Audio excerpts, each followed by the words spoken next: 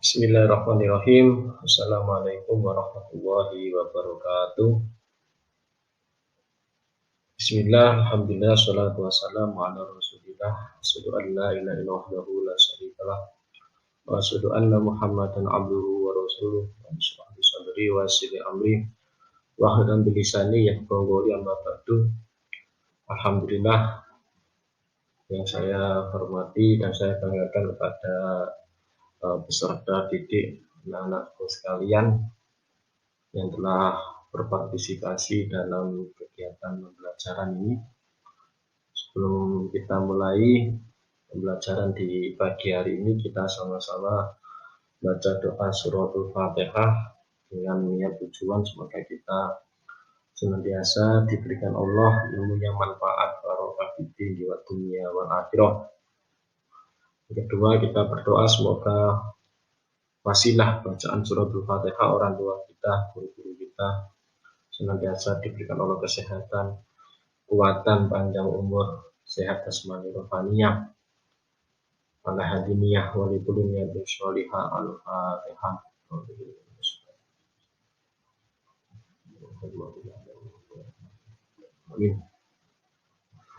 Amin amin ya rabbal alamin. Semoga doa kita di pagi hari ini dijabai oleh Allah Subhanahu wa taala.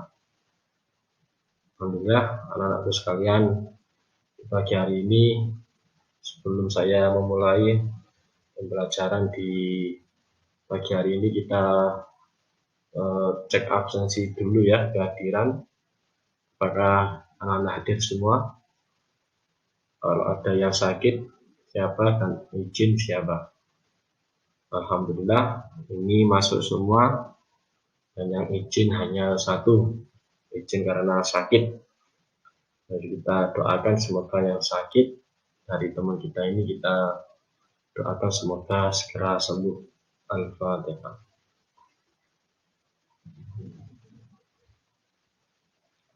Anak-anak sekalian, di materi di pagi hari ini kita akan membahas tentang bab tobat.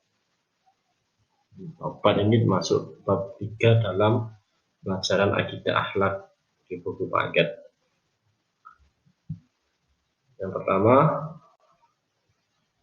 yaitu daftar materi tobat. Bisa dilihat di slide beberapa draft materi yang akan menjadi bahasan kita, yaitu hanya 2, yaitu pengertian tobat dan hakikat tobat. Untuk materi selanjutnya di pertemuan berikutnya. Jadi kita bisa mengetahui secara umumnya saja. Yang pertama, dalam taubat ini ada pengertian taubat, bahasa ataupun istilah. Yang kedua, hakikat taubat. Yang ketiga, syarat-syarat taubat. Yang keempat, kedudukan taubat. Dan yang kelima adalah keutamaan taubat. Slide selanjutnya menampilkan, bisa kita amati ya, bisa lihat dari gambar di samping kegiatan apa yang kalian bisa amati. Seseorang mengambil dompet secara diam-diam atau mencuri. Yang kita ketahui bahwasannya mencuri itu merupakan termasuk dosa besar, dosa yang mendatangkan murka Allah. Kemudian apa yang kalian lakukan jika melakukan dosa? Slide selanjutnya, jika melakukan perbuatan dosa, maka segeralah bertobat. Sesuai dengan firman Allah, watubu ilallahi jami'an ayyuhal mu'minun la'allakum tuflihun.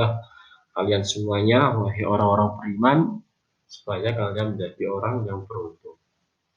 Karena kita ketahui manusia itu tak luput dari kesalahan dosa, baik dosa maksiat itu kepada Allah ataupun sesama manusia. Jadi tidak ada manusia yang luput dari 2 hal, dari kesalahan dan dosa. Oleh karena itu kita bersyukur karena Allah mempunyai sifat Al-Ghafar, sifat Maha Pengampun, yaitu memaafkan selebar-lebarnya bagi siapa saja hambanya yang mau bertobat. Kemudian selanjutnya yaitu pengertian tobat. Tobat secara bahasa artinya kembali kepada Allah Subhanahu wa taala. Taba yatubu taubatan untuk masdarnya. Ya, kembali dari beberapa kesalahan, beristighfar minta ampun kepada Allah. Sedangkan menurut syar'i, istilah tobat adalah meninggalkan dosa karena takut pada Allah Subhanahu wa taala. Dosa yang telah dilakukannya, menganggapnya buruk, menyesali kemaksiatan yang telah dia perbuat, dan bertekad kuat untuk tidak mengulanginya lagi dan memperbaiki apa yang mungkin bisa diperbaiki kembali dari amal-amalnya tadi itu. Karena apa? Amal dosa itu bisa terhapus, hilang dengan kita bertobat, kemudian kita gantikan dengan perkara-perkara kebaikan. Inna hasanata yadhibna sayyi'at. Jadi dengan kita berbuat kebaikan, beristighfar, insya Allah kesalahan dosa itu akan terhapus.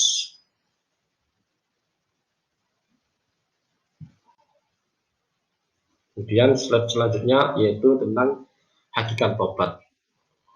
Hakikat itu apa? Hakikat penyerahan diri hamba kepada Rabbnya dengan konsisten menjalankan ketaatan kepada Allah. Kemudian wujud taubat yaitu melakukan amal soleh dan meninggalkan larangan. Istilah dia seorang itu melakukan dosa, dia istighfar dan melaksanakan kebaikan dan meninggalkan semua larangan-larangannya, khususnya yang telah dia perbuat. Kemudian wujud kecil daripada taubat adalah memperbanyak membaca istighfar. Dan di situ ada kisah Malik bin Dinar, bisa sambil cermati, amati ya. Kemudian bisa kalian diskusikan ya, amati, diskusi tentang apa yang bisa kalian ambil pelajaran dari kisah Malik bin Dinar. Itu beliau adalah ulama yang asalnya seorang yang kaya raya, kemudian bertobat. Dia bertobat dari segala maksiat, bisa dipelajari, diamati untuk tugas nanti setelah pelajaran. Kemudian dalil tobat di surat At-Tahrim juga ada, hai orang beriman, bertobatlah kepada Allah dengan taubat yang semurni-murninya.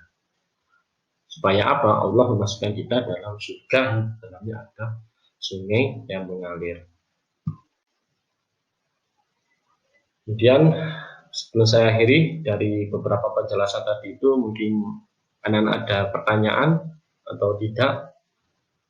Ayo silakan bertanya ya, yang belakang bisa bertanya.